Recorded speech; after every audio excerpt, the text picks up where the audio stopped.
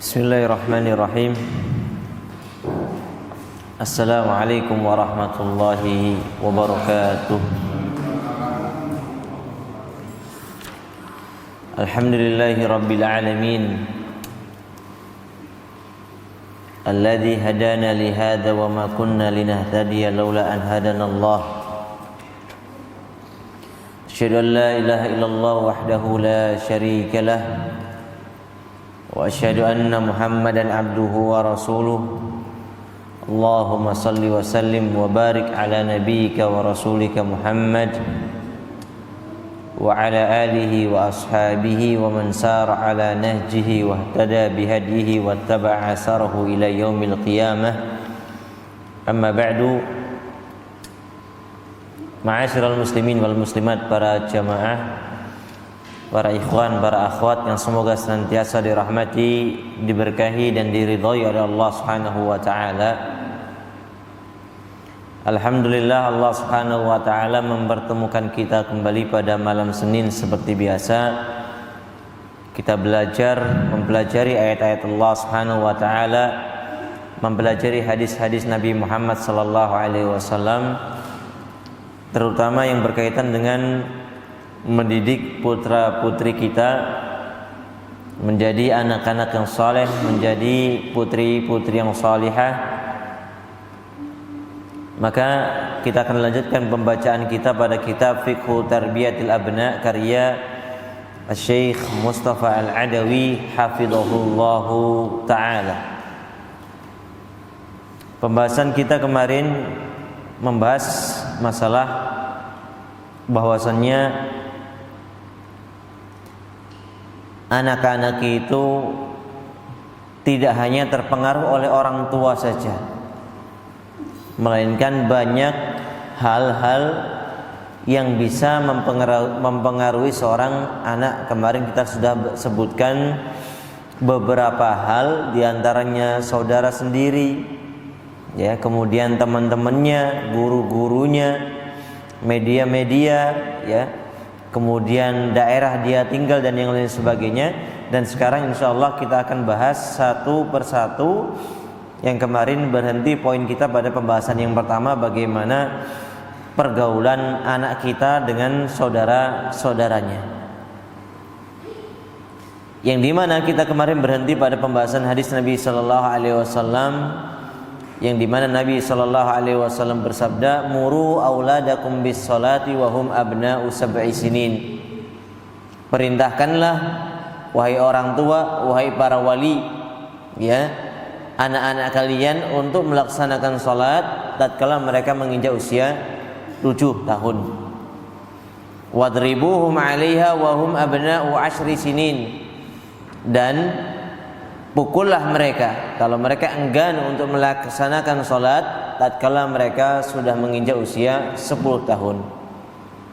Wa farriqu bainahum fil madaji', dan pisahkanlah mereka di tempat tidur mereka.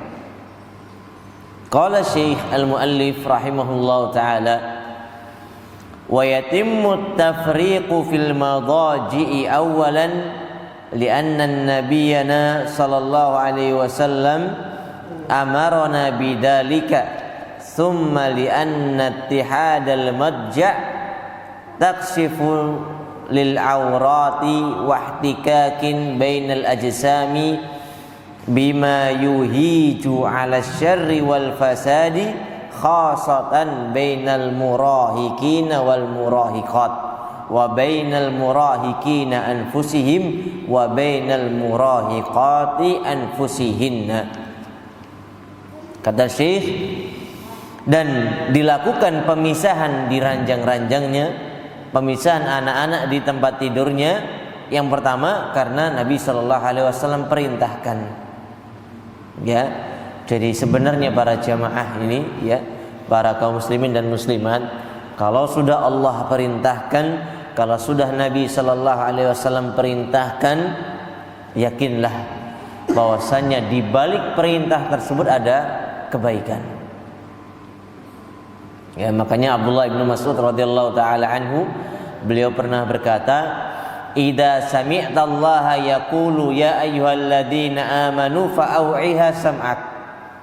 Kalau engkau dengar Allah berfirman, ya ayyuhalladzina amanu, wahai orang-orang yang beriman, fa'au'iha sam'ak, pasang telingamu baik-baik.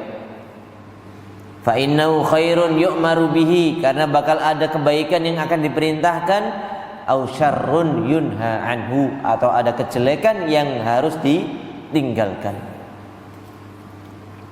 Dan sebagaimana salah satu kaidah fikih yang disebutkan oleh Syekh Abdurrahman As-Sa'di rahimahullahu taala, ad-dinu mabniyun li jalbil masalihi au dar'i lil qabaihi. Agama ini dibangun untuk mendatangkan maslahat atau menghilangkan madarat, mafsadah.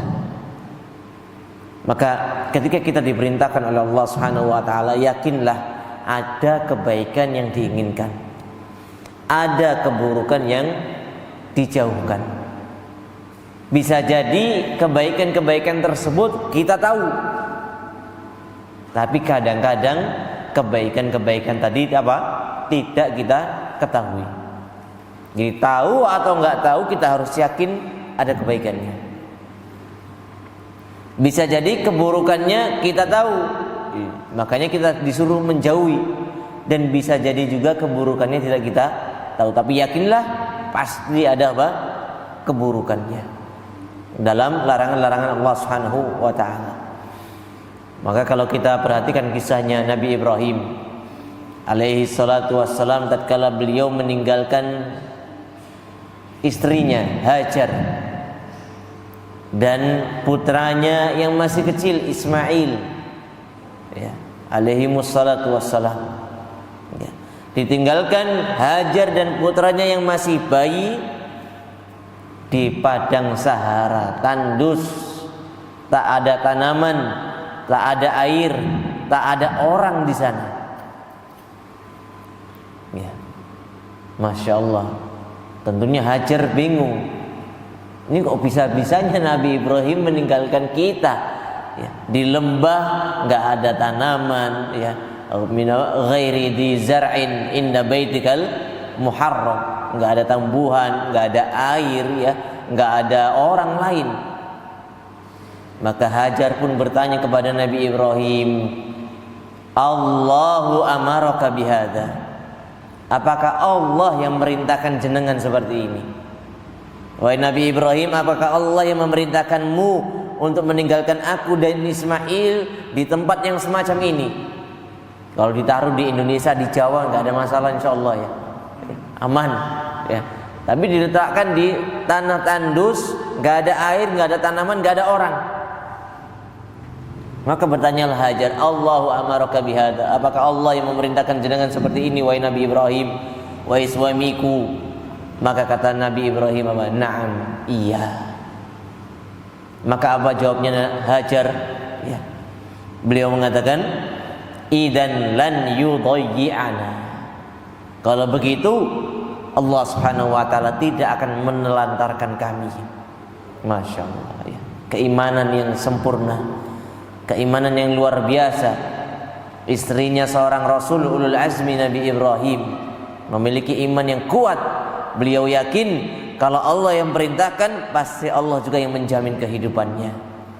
Ya, Masya Allah. Keluarlah Zam-Zam, sejarahnya sebagaimana kita tahu. Ya, ramelah kemudian penduduk Mekah saat itu. Ya, karena beliau ternyata tinggal di tempat yang paling berkah di muka bumi. Nih, maka tadi pemisahan ranjang tadi, yang pertama yang harus kita yakini adalah itu perintahnya Nabi Muhammad sallallahu alaihi wasallam. Yang kedua kata Syekh, summa li anna fi dzalika ittihadul madja' takasyufun lil aurah. Ya, jadi meletakkan anak-anak di satu ranjang itu akan menyebabkan auratnya terbuka satu sama lain. Ya. Apalagi laki-laki sama perempuan, ya, ini akan menjadi bahaya antara anak-anak tadi. Wahtikakun bainal ajsam, dan terbukanya atau bersentuhannya badan ketemu badan antara anak-anak tadi. bima yuhiju 'ala syarri wal fasad, yang akan membangkitkan keburukan, membangkitkan syahwat dan keburukan-keburukan. Khasatan bainal murahiqina wal murahiqat, terutama anak-anak yang mulai dewasa. Nek pas sama-sama bayi insyaallah enggak ada masalah. Ya, masih bayi-bayi TK, SD kelas 1, kelas 2 ya, insyaallah enggak ada masalah. Ya, yang jadi masalah adalah ketika mereka sudah mulai tumbuh dewasa, sudah mulai bangkit gairahnya, sudah mulai bergejolak syahwatnya, sudah mengerti lawan jenis dan yang lain sebagainya. Wa bainal murahiqina anfusihim, baik mereka sesama laki-laki al-murahiqin yang dewasa, wa bainal murahiqati anfusihin, atau para anak-anak perempuan sesama mereka. Tetap harus dipisahkan. Podo-podo lanangi, podo-podo wedoke, kita menjalankan ini karena perintahnya Nabi sallallahu alaihi wa ala alihi wasallam. Wa fadlan an hada wa dzaka fal anfasu war rawaihu wal amradu tantakilu min hada ila dzaka. Dan lebih-lebih dari itu semuanya para jamaah, kata Syekh di sini, fal anfas, nafas, ar-rawaih, bau, wal amrad, dan penyakit, ya, itu bisa apa? Berpindah dengan izin Allah Subhanahu wa taala, bisa menular, ya, dengan izin Allah Subhanahu wa taala. Satu gatel, gatel semuanya, ya. Satu panas, panas semuanya, ya. Apalagi anak masih kecil itu masya Allah gitu, ya. Kalau satu panas itu gantian, pokoknya kayaknya itu harus semua sakit nantinya, ya. Dan itu bisa dihindari kalau apa? Dipisahkan tempat tidur mereka. Wa hadisur Rasul sallallahu alaihi wasallam amun wa lam yubayyin al-illata minhu haitsu qala wa farriqu bainahum fil madaji. Dan Nabi sallallahu alaihi wasallam sifatnya umum, sifatnya global. Beliau enggak menyebutkan apa? Ilahnya, sebabnya apa dipisahkan di ranjangnya, itu tidak disebutkan. Walam yadhkur lidzalika sababan fatandariju tahtahu kullul asbabil madhkurah bal wa ghairuha kadzalik. Jadi Nabi sallallahu alaihi wasallam ketika bersabda wa farriqu bainahum fil madaji, pisahkan di ranjangnya, beliau tidak menyebutkan sebab sama sekali. Alasannya kenapa dipisah? Maka semua akibat yang kita prediksi tadi bisa masuk semuanya di sabda Nabi sallallahu alaihi wasallam tadi, atau yang belum kita sebutkan pun bisa masuk, ya. Karena kita yakin ketika Rasulullah sallallahu alaihi wasallam memerintahkan, ketika Allah memerintahkan, semuanya ada kebaikan yang diinginkan atau keburukan yang dihindarkan atau dijauhkan. Wa hiya ba'du aqwalil ulama'i fi dzalik, dan ini ada beberapa komentarnya para ulama, perkataannya para ulama dalam masalah hadis tersebut. Qala al-Munawi fi Fathil Qadir Syarhil Jami'is Shaghir, berkata Al-Imam Al-Munawi, ya, dalam kitab Fathul Qadir syarahnya Jami'is Shaghir, yaitu syarahnya hadisnya Al-Imam At-Tirmidzi rahimahullahu taala. Faqal ay farriqu baina auladikum fi madaji'ihim allati yanamuna fiha idza balaghu ashran hadran min ghawail syahwah wa in kunna akhwat. Kata Imam Munawi, pisahkan anak-anak kalian di ranjang-ranjang mereka tatkala mereka tidur di tempat tidur mereka, pisahkan, ya, harus dipisahkan. Idza balaghu ashran, tatkala mereka berumur 10 tahun. Kenapa kata beliau? Ya, beliau mengambil sebabnya apa? Hadran min ghawail syahwah, mewaspadai gejolak syahwat. Karena sudah umur 10 itu kan sudah mulai dewasa, sudah mulai balik. Kalau perempuan sudah mulai balik, ya, tubuh sudah mulai berbeda. Kalau laki-laki perubahan di sisi mana, perempuan perubahan di sisi mana, ya. Dan itu anak kan sudah mulai apa? Memperhatikan terutama lawan jenisnya. Wa in kunna akhwat, meskipun sama-sama perempuan, kata Syekh, tetap harus apa? Dipisahkan. Ya ini kalau bagusnya dibuatkan kamar sendiri-sendiri nih. Ini kalau orangnya kaya gitu. Kamar satu anak satu kamar, monggo silahkan. Kalau nggak bisa ya minimalnya apa? Ranjang. Ada ranjang bawah, ada ranjang atas misalnya, atau sampingan, ya silahkan. Ya. Tapi kalau atas itu bahaya, biasanya anak-anak yang suka gelundungan itu bahaya. Saya dulu pernah Pak di pondok itu. Di pondok umur SMA ya, SMA. Saya tidur di atas. Saya tidur di atas. Tatkala itu musim gempa Jogja tahun 2005. Ya. Pagi-pagi gempa, itu anak-anak pada teriak gempa, keluar semua. Saya itu di lantai 3 saat itu. Keluar semua. Lah setelah itu anak-anak itu main-main terus. Guyon. Siang-siang lagi enak-enaknya tidur, anak-anak teriak lagi gempa, langsung gemeruduk anak-anak gitu, lari trauma. Ya. Sampai malam hari jam 10 waktunya istirahat Pak. Waktunya istirahat tidur, saya tidur di atas, ranjangnya pas itu kasurnya double saya itu. Kasurnya double, jadi nggak ada penghalang. Gelundung aja. Enak-enak tidur, tahu-tahu apa? Ada yang teriak lagi. Gempa, masya Allah, lari semua. Saya juga lari. Qadarullah saya lari itu nggak sadar turunnya kayak gimana Pak. Tahu-tahu di tangga tangan saya sudah patah. Tangan saya sudah bengkok. Ya Allah. Lalu sudah dibawa ke rumah sakit, digips sudah. Qadarullah sudah. Masya Allah. Ya ini salah satu negatifnya kalau tidur di atas ini. Tinggi kan 2 meter, di lantai 3 lagi. Ya sudah, qadarullah sudah. Baik, jadi al-muhim ya, yang penting adalah apa? Dipisahkan, dipisahkan. Wa qala Tayyibi jam'un bainal amri bis salah wal farqu bainahum fil madaji fit tufuliyah ta'diban lahum wa muhafadatan li amrillahi kullihi wa ta'liman lahum al mu'asyarah bainal khalq wa alla yaqifu mawaqifat tuham fayajtanibul maharim indaha qalahul Khattabi. Jadi penggabungan antara perintah salat, kan pertamanya di hadis tadi apa? Perintah masalah salat, dipukul kalau nggak mau salat umur 10 tahun. Penggabungan antara salat dengan pemisahan di ranjang ya ketika masa anak-anak ini adalah ta'diban lahum, sebagai bentuk pendidikan bagi mereka. Wa muhafadzatan li amrillah, dan sebagai bentuk menjaga perintah Allah Subhanahu wa taala, wa ta'liman, dan mengajarkan kepada mereka al muasyarah, pergaulan. Jadi diajarkan masalah menjaga hubungan dengan Allah Subhanahu wa taala dan menjaga hubungan sesama manusia.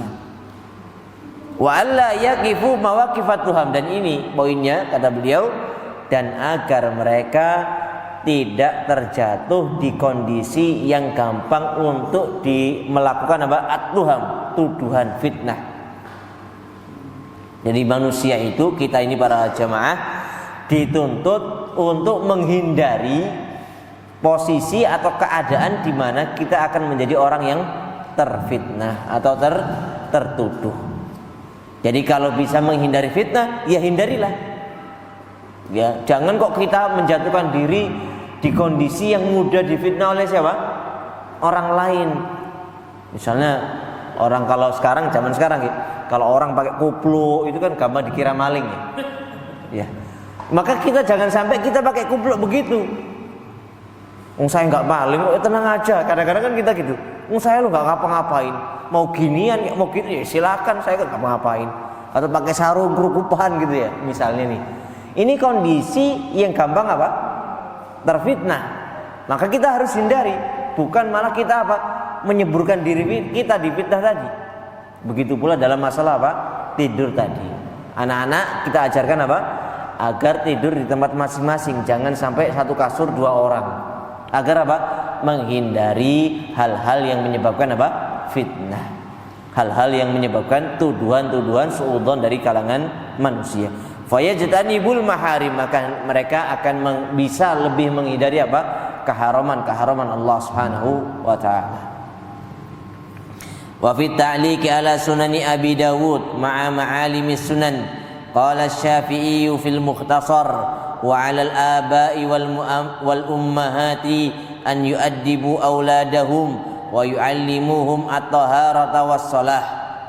Kata Al-Imam Asy-Syafi'i rahimahullahu taala dalam catatan di Sunan Abi Dawud, ya, beliau mengatakan wa 'alal aba, dan wajib bagi para bapak, ini kata Imam Syafi'i, wal ummahat, dan wajib para ibu, an yu'addibu auladahum, untuk mengajarkan adab kepada anak-anaknya, wa yu'allimuhum, dan mengajari anak-anaknya apa?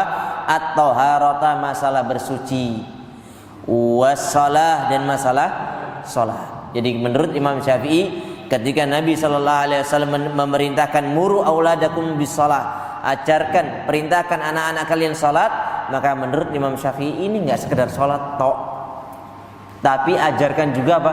Hal-hal yang berkaitan dengan salat. Salah satunya apa? At-tahara, masalah bersuci, wudu diajarkan, tayamum diajarkan, ya, cara menggunakan air diajarkan, ya, macam-macam air diajarkan. Wa yadribuhum ala dzalika idza aqilu, ya, dan juga bapak dan ibu diperintahkan untuk memukul mereka kalau mereka enggan melaksanakan salat, tatkala mereka sudah mulai paham masalah salat, sudah ngerti salat, mencapai 10 tahun kok masih enggak mau salat, maka dipukul dengan pukulan yang apa? Yang mendidik. Wa yu'arrifuhum sa'iral wajibat ad-diniyah. Dan kata Imam Syafi'i, dan agar memberitahukan kepada mereka seluruh kewajiban-kewajiban agama. Ini kalau sudah mencapai umur 10 tahun, anak kan sudah mulai balik atau hampir balik. Ya, kalau sudah balik kan mereka sudah terkena apa? Taklif syar'i, pembebanan syariat, ya. Maka kita sebagai orang tua harus mengajarkan kepada mereka wajibnya sholat, wajibnya puasa, wajibnya zakat, wajibnya haji, dan yang lain sebagainya. Harus diajarkan karena mereka sudah terkena pembebanan syariat, ya. Kolam, ya, pena yang catatan malaikat yang sebelumnya terangkat sekarang sudah mulai apa? Ditulis tatkala mereka sudah apa? Mukallaf. Wa yu'arrifuhum tahrimaz zina, dan juga memberitahukan kepada mereka haramnya zina, ya, berhubungan, ya, sama lawan jenis, ya, tidak dengan akad yang sahih. Wal liwat, dan juga hubungan sesama jenis, ya, ini juga diajarkan kalau itu haram. Wal khamr, bahkan kata Imam Syafi'i menambahkan, ya, haramnya khamr, ya, harus diajarkan juga, harus dikasih tahu. Wal kadhib, haramnya dusta. Wal ghibah, dan haramnya ghibah ila akhiris, dan yang lain sebagainya. Ini perlu diajarkan, kata Imam Asy-Syafi'i rahimahullahu taala.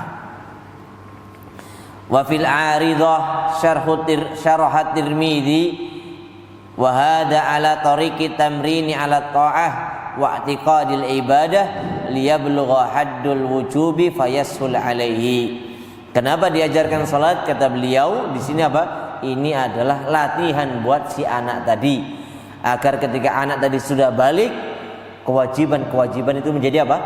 Mudah, karena sudah apa? Terbiasa sejak apa? Sejak dini. Ya, karena anak itu kalau masih kecil, Pak, gampang diarahkan salat, gampang masih manut. Enggak, SD diarahkan masih apa? Manut. SMP sudah mulai terbiasa diarahkan masih manut, ya. Tapi kalau dari kecil nggak dididik, nggak diarahkan sholat, baru SMA diajarkan, ya nggak bisa, ya. Mereka sudah memiliki kebiasaan buruk, diajarkan baru SMA, jenengan dijotos. Ya kayak tanaman gitulah. Jenengan mungkin para ibu yang punya bonsai misalnya, ya, bonsai itu, ya, kita bentuk seperti apa saja. Ada bonsai dari pohon asem gitu, ya, bonsai dari pohon asem, jenengan bentuk seperti apa aja bisa, asalkan dibentuk sejak mulai apa? Tanaman itu masih muda, atau batang tadi masih apa? Muda. Mau dibentuk bulat seperti apa boleh. Tapi pohon asem yang sudah tua yang sudah jadi pohon mau jenengan bentuk, wah ya ndak bisa. Yang ada jenengan diberki dengan pohon asam tadi. Ya, begitu pula anak-anak kita. Masih kecil itu gampang diarahkan sholat mudah, karena masih fitrah mereka masih baik. Diarahkan puasa gampang, diarahkan ngaji gampang. Tapi kalau sudah berjenggot baru diarahkan, ya nggak bisa, mendal, ya mendal. Baik. Kemudian kata Syekh hafizahullah taala, amma mata yufarraqu bainal abna'i fil madja. Ya, ada pertanyaan di sini dari beliau. Kapan dilakukan pemisahan anak tadi di tempat tidur mereka? Usia berapa? Fanadru fi qoulihi sallallahu alaihi wasallam muru auladakum fi bisalati wa hum abna'u sab'i sinin wadribuhum 'alaiha wa hum abna'u asrin wa farriqu bainahum fil madhaji. Kita lihat kembali pada hadis Nabi sallallahu alaihi wasallam, terutama pada firman sabda Nabi wa farriqu bainahum fil madhaji. Hal yarji'u ila qoulihi wa hum abna'u asrin? Apakah sabda Nabi tadi kembali ke kalimat sebelumnya, yaitu tatkala mereka usia 10 tahun? Am yarji ila qaulihi wa hum abna'u sab'in, atau bahkan kembali ke kalimat yang lebih sebelumnya, yaitu usia 7 tahun.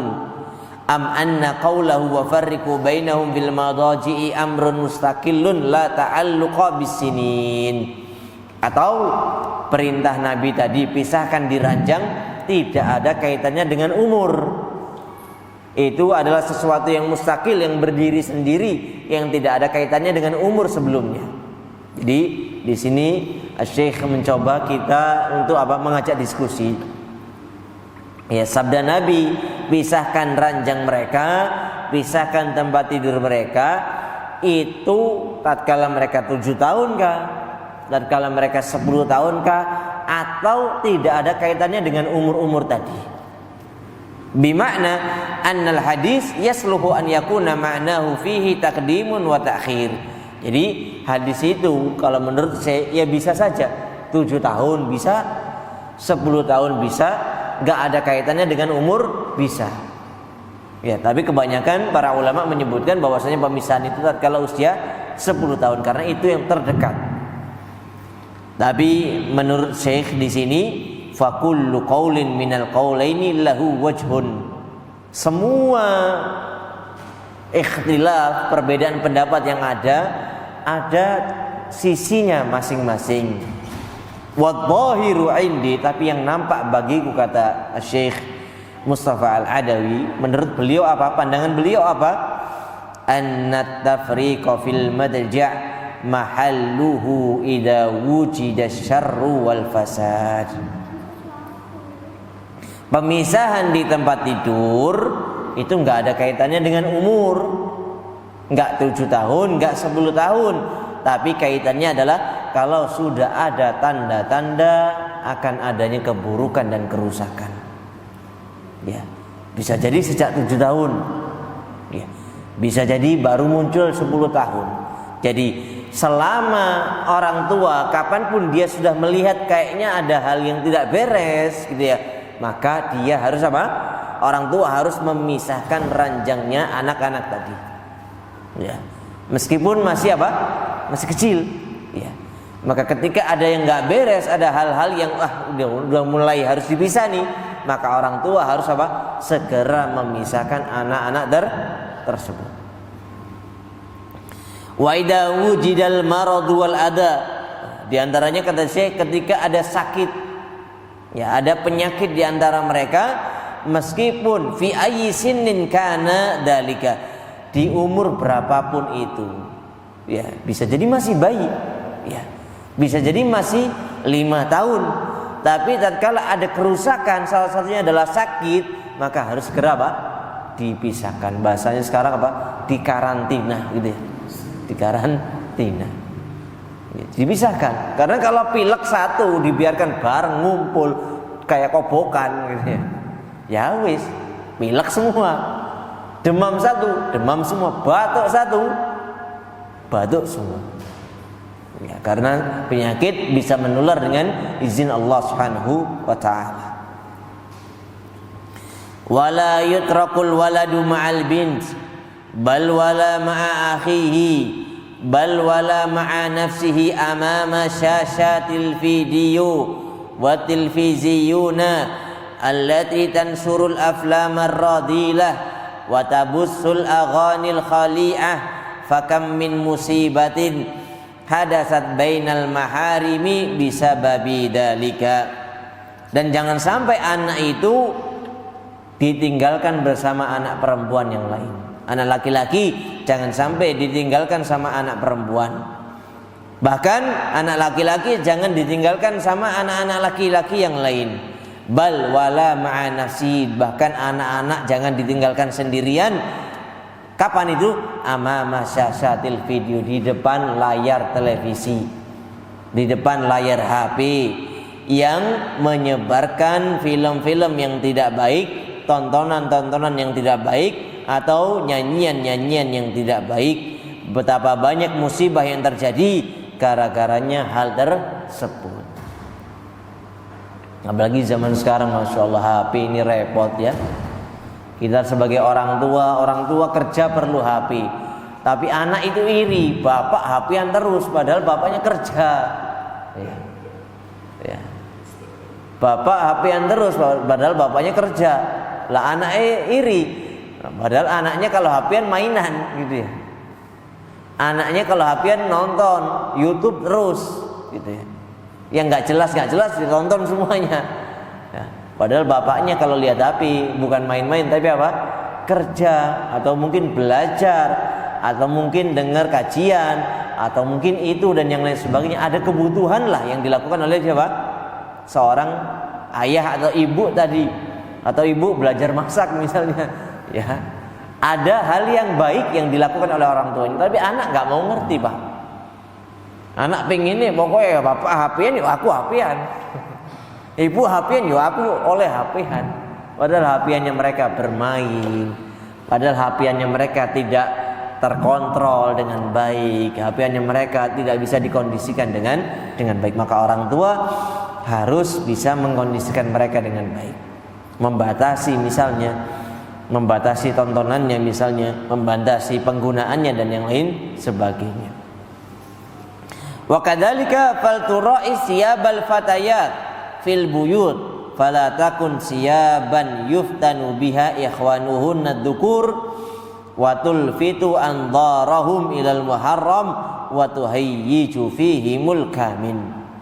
Kata Syekh, maka juga sebagai orang tua hendaklah memperhatikan apa? Pakaian-pakaian anak perempuannya. Ya, di rumah-rumahnya jangan sampai pakaian anak perempuannya tadi apa? Menjadi fitnah bagi anak-anak yang laki-laki, ya. Dan juga memalingkan pandangan-pandangan mereka atau membuat anak-anak tadi yang laki-laki tadi pandangan-pandangan mereka tertuju ke hal-hal yang haram, ya. Dan juga membangkitkan syahwat mereka. Ini kalau anak-anaknya sudah mulai dewasa, ya, yang perempuan harus jaga dirinya dengan baik, ya. Dan yang laki-laki pun sama, harus jaga dirinya yang baik, ya. Jangan sampai saling membangkitkan syahwat antara satu dengan yang lainnya. Walaisat siyabul fatayat fahasab, tapi enggak hanya pakaiannya anak-anak, Pak, ya. Bal litara'il ummu nafsiyati abnaiha wal yura'il abu nafsiyati banatihi fala takhrujul ummu biqamisin naumi amama abnaihal mumayyizina wal murahiqina awil balighin. Kata Syekh, maka ibu-ibu pun sama harus memperhatikan pakaiannya, bapak-bapak pun sama harus memperhatikan kejiwaan putri-putrinya. Jangan sampai ibu-ibu keluar dengan baju tidur di hadapan anak-anak laki-lakinya. Ya, tapi ibu-ibu zaman sekarang ngapunten gitu. Jangankan di hadapan anak laki-laki, keluar rumah pun pakai baju tidur. Allahul musta'an. Ya. Apalagi di perkotaan itu, masya Allah. Gitu. Ya, keluar rumah itu ya kayak di kamar tidur, harusnya itu di kamar tidur, tapi keluar rumah pakai baju tidur. pakai apa itu baju tidur namanya piyama gitu ya, dipakai di luar rumah ya. Pakai baju-baju yang tidak menutup apa? Aurat dengan baik. Wala yukhrujul abu kadzalika bisiyabin yusiru intibah banatihi. Begitu pula bapak-bapak jangan keluar rumah dengan pakaian yang apa? Membikin anaknya, anak perempuannya apa kaget gitu. Membikin anak perempuannya memperhatikan, ini bapak kok pakaiannya begitu gitu ya. Pakai celana pendek kemana-mana ya. Pakai kaos apa itu namanya, kaos sangsang, kaos kutang kemana-mana ya. Nah, ini harusnya bapak tahu diri, ini ada anak-anak perempuannya yang sudah mulai dewasa, yang sudah mulai besar ya. Bahkan kata Syekh, fala yakhruju bisirwalin qasirin, jangan sampai seorang bapak itu keluar dengan celana pendek yuhaddidu auratahu amama banatihi, yang memperlihatkan auratnya di hadapan apa? Putri-putrinya. Ya, bahkan bapak-bapak ngapunten kadang-kadang keluar ke komplek itu pakai celana pendek saja, santai aja gitu. Padahal kan aurat ya, padahal auratnya seorang laki-laki antara pusar sampai lutut. Ya, meskipun ada khilaf di antara para ulama, lutut ini termasuk enggak? Ya. Jadi memang aurat itu kan kita sepakat atau semuanya sepakat dari laki-laki itu dari pusar sampai lutut. Ada perselisihan, pusar ini termasuk aurat enggak pusarnya?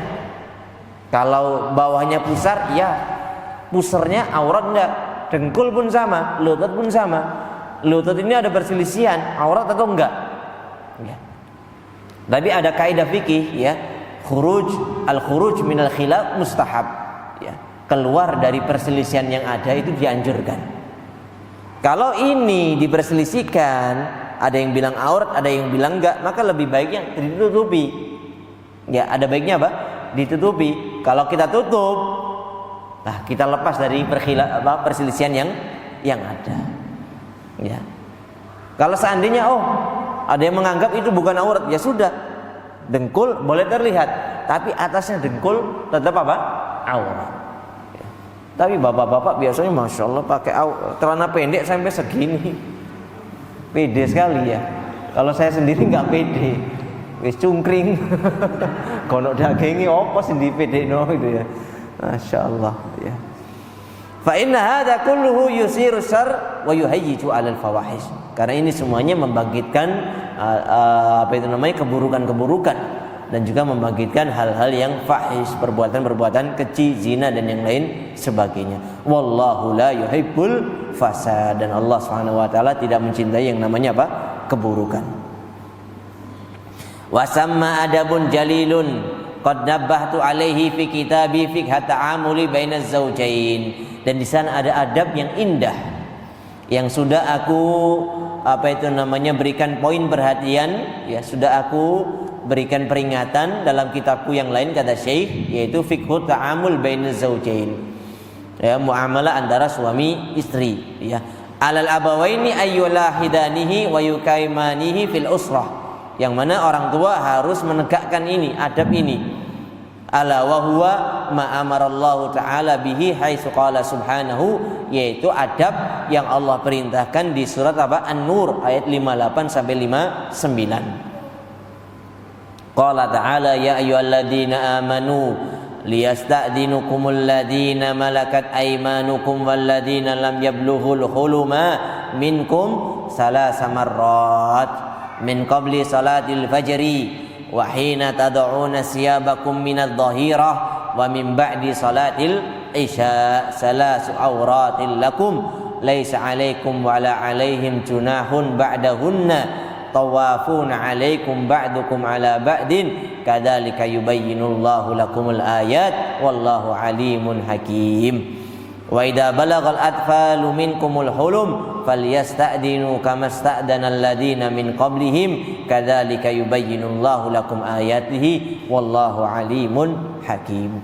Di sini di surat An-Nur ayat 58 dan 59 ringkasnya ya para jamaah, Allah Subhanahu wa taala mengajarkan kepada para anak-anak dan juga para budak agar mereka itu minta izin kepada orang tua, kepada para majikan kalau budak, kalau anak-anak ya kepada orang tua. Kalau ingin masuk kamar mereka harus minta izin. Kapan itu? Sebelum subuh. Min qabli salatil fajri, sebelum subuh. Anak-anak kalau mau masuk kamar orang tuanya harus izin dulu, ketok dulu. Jangan asal masuk, ya, bahaya. Yang kedua kapan waktunya? Wahina tad'una siyabakum minadh dhahira, tatkala kalian biasanya lepas pakaian, ya, bersantai, ya, family time. Kapan itu? Siang hari, ya, siang hari. Yang ketiga, wa min ba'di salatil isya, ya, setelah salat isya. Jadi anak-anak diajarkan ketika di waktu ini adalah waktu aurat. Kata Allah Subhanahu wa taala, salasu auratil lakum, waktu aurat. Waktu di mana kebanyakan orang tua itu apa? Enggak pakai pakaian dengan baik, ya. Pakai pakaian tapi apa? Tidak menutupnya dengan baik, laki-laki dengan suami dengan istrinya. Maka di waktu-waktu ini anak-anak, ya, ketika mereka belum balik, ya, mereka sudah mulai diajarkan, ya, agar apa? Ketika mereka mau menemui orang tuanya di waktu-waktu tadi sebelum subuh, setelah isya sama siang hari, ya, mereka diajarkan untuk apa? Izin dulu, ketok pintu dulu, jangan asal nyelonong, ya, jangan asal apa? Nyelonong. Ini adalah adab yang Allah ajarkan, ya, agar kita mengajarkan kepada anak-anak kita di surat An-Nur ayat berapa? 58 sampai 59. Kata Syekh, fa arsadallahu subhanahu wa ta'ala al-abawaini. Allah Subhanahu wa taala mengajarkan kepada para orang tua ila adabin rafi, ke adab yang mulia. Apa itu? Ta'limu abnaihima, mengajarkan kepada anak-anaknya al-mumayyizin, yang sudah mulai mengerti. Umur berapa itu? 7 tahun gitu, sudah mulai paham. Kalau masih kecil ya enggak ada masalah, ya. Alladzina lam yablughul hulum, yang belum balik tapi sudah mulai ngerti. Kalau masih bayi ya, tidur pun sama orang tua nggak ada masalah, gitu ya. Tapi kalau mereka sudah mulai belajar memahami tapi belum balik, itu sudah mulai apa? Diajari ayyasta'dinu alaihima fi hadil awqatis salasah, ya, agar minta izin kepada mereka berdua di 3 waktu tadi. Kenapa? Hiya madhannatun kisyafil aurati wa khal'is siyab. Karena di 3 waktu tadi adalah waktu di mana biasanya aurat orang tua itu apa? Terbuka. Dan waktunya orang tua biasanya apa? Lepas pakaian. Kapan 3 waktu tadi? Min qabli salatil fajri, sebelum salat subuh. Wa hina tad'una siyabakum minadh dhahira, tatkala siang hari, ya, min ba'di salatil isya, dan tatkala apa? Setelah salat isya. Jadi karena sudah waktu masuk isya, insyaallah kita lanjutkan pada pertemuan selanjutnya biidznillah taala. Kita cukupkan sampai di sini. Semoga Allah Subhanahu wa taala memberikan kemudahan bagi kita untuk mendidik putra-putri kita, dan semoga Allah Subhanahu wa taala memasukkan kita di surganya kelak dan menjauhkan kita dari nerakanya Allah Subhanahu wa taala. Subhanakallahumma bihamdika asyhadu an la ilaha illa anta astaghfiruka wa atubu ilaik. Wa sallallahu ala nabiyyina Muhammadin wa ala alihi washabihi wasallam. Assalamualaikum warahmatullahi wabarakatuh.